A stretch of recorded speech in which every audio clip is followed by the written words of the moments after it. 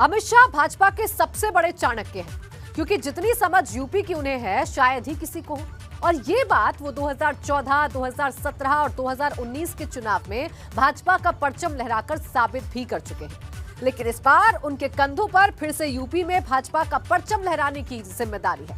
और इसी को पूरा करने के लिए आज अमित शाह ने यूपी के उरई से लेकर कासगंज और जालौन तक ताबड़तोड़ जनसभाएं की।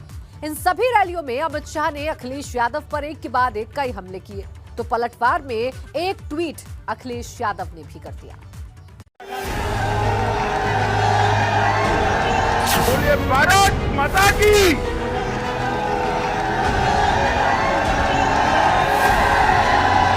योगी जी को सीएम बनाओगे क्या? मोदी जी के हाथ मजबूत करोगे क्या? शाह की उनका अब की बार 300 पार। 300 पार करोगे क्या? 2/3 बहुमत से भाजपा सरकार बनाओगे क्या? ट्रिपल पी का प्रहार हुआ बबुआ पर वार।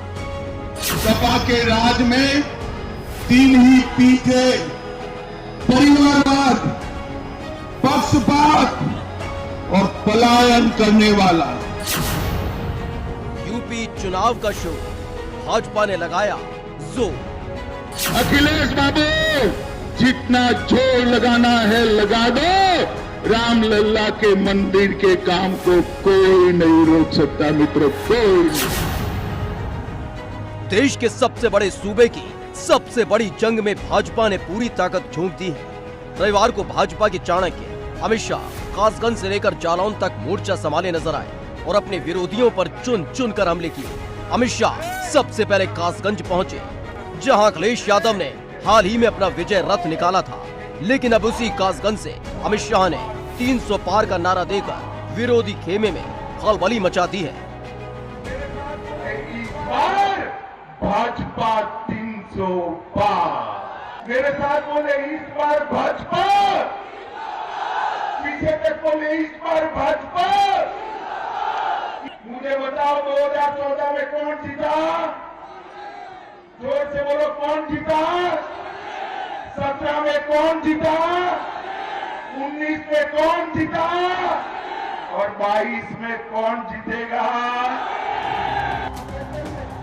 300 पार का नारा देने के बाद अमित शाह ने एक चुभता हुआ तीर उत्तर प्रदेश के विकास में रोड़ा बताते हुए बुआ और बबुआ पर किया।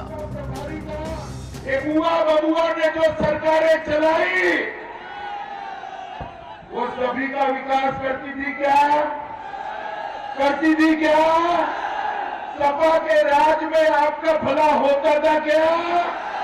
बसपा के राज में आपका भला होता था क्या? वो नहीं कर सकते। एक जातिवादी पार्टियां है, एक परिवारवादी पार्टियां है। लेकिन शाह यही नहीं रुके। उन्होंने राम मंदिर और धारा 370 को लेकर अखिलेश यादव पर सीधा हमला बोल दिया। अभी अपने अखिलेश बाबू है ना, अखिलेश बाबू बहुत गुस्सा है। आपको मालूम है क्यों गुस्सा है? मालूम है? 2 कारण है। मोदी जी ने ट्रिपल तलाक समाप्त कर दिया। बोली हम धारा 370 को हटाएंगे। ये हमें कहते हैं कैसे हटाओगे? 5 अगस्त 2019 को मोदी जी ने कश्मीर से धारा 370 को उखाड़ कर फेंक। सालों से अयोध्या में प्रभु श्री राम का मंदिर बनता था, भाई बताओ बनता था क्या? जो मांग करते थे उस पर डंडे बरसाए जाते थे या नहीं बरसाए जाते थे? गोलियां चलाई गई या नहीं चलाई गई? किसने चलाई? जोर से बोलो, किसने चलाई? कासगंज में जोश भरने के बाद अमित शाह अपना काफिला लेकर जालौन पहुंचे, जहां एक्सप्रेस वे को विकास का सर्वोच्च पैमाना बताते हुए अमित शाह ने योगी सरकार के काम की जमकर तारीफ की। कांग्रेस सपा बसपा ने मिलकर 2 एक्सप्रेसवे बनाए थे। कितने बनाए थे? हमने 5 साल में 5 एक्सप्रेसवे बनाकर आज उत्तर प्रदेश को रोड से जोड़ने का काम। बुंदेलखंड के अंदर प्रधानमंत्री नरेंद्र मोदी और योगी आदित्यनाथ ने की। मेडिकल कॉलेज सिर्फ 12 थे, हमने 5 साल में 30 मेडिकल कॉलेज बनाकर यूपी के युवाओं के विकास के रास्ते खोले। राजनीति के जानकार शाह को चाणक्य बताते हैं, क्योंकि जितना यूपी को शाह समझते हैं उतना शायद ही कोई नेता समझता हो।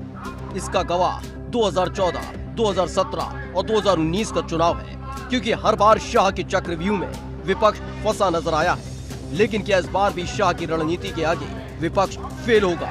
ये सवाल इसलिए है क्योंकि यूपी में 5 साल की एंटी इनकम्बेंसी और हर 5 साल में सत्ता परिवर्तन का चलन रहा है। ऐसे में क्या शाह यूपी की राजनीति के सभी मापदंडों को फेल कर पाएंगे और क्या यूपी की राजनीति का नया इतिहास लिखेंगे? इस पर पूरे देश की निगाहें टिकी हुई हैं।